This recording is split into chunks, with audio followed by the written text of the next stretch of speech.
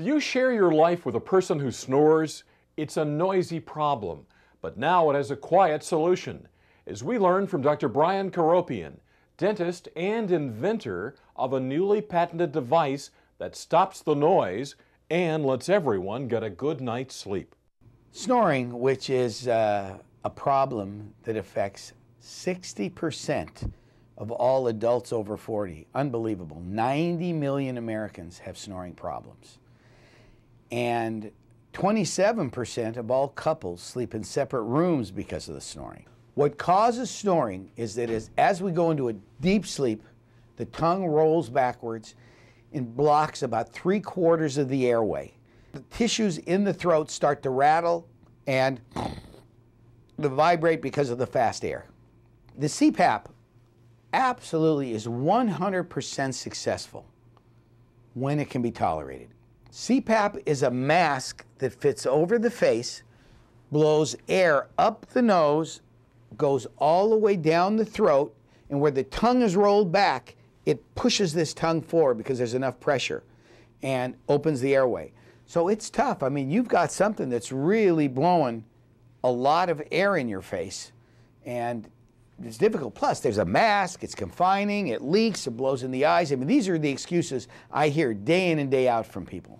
I came up with an invention that I think is the answer for the planet for snoring and sleep apnea.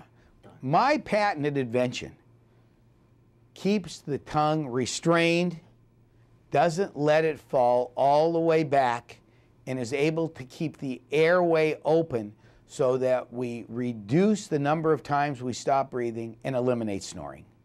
For sleep apnea is the number of times we stop breathing, 10 to 90 seconds. It reduces those episodes. So someone who's doing it 80 times an hour, we knock it down to 30, to 20, to 10.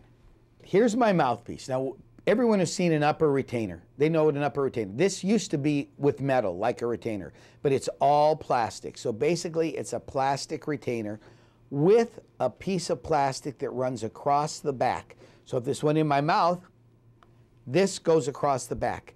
This is what my patent was. This restrains the tongue from going up and back. That's the key. Here's the upper and lower front teeth. Here's the tongue. We get behind the tongue. The air comes in the nose, comes right down this airway, and here we go into the throat. This is the airway, and it going all the way down to the lungs. This picture was taken with no mouthpiece in the mouth. And we see that as we measured it, comes to 7.6 millimeters. This picture here is with a mouthpiece in the mouth. You can see the teeth don't touch. Up here, the teeth touch. Here, it's open. The bite is open. Well, look what's happened to our airway back here. It's expanded from 7.6 up here to 10 millimeters here.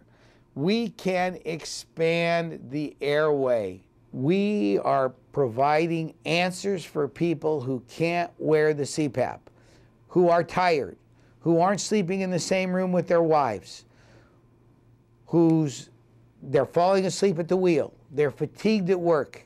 I mean, these are all huge problems today. And guess what? There are answers.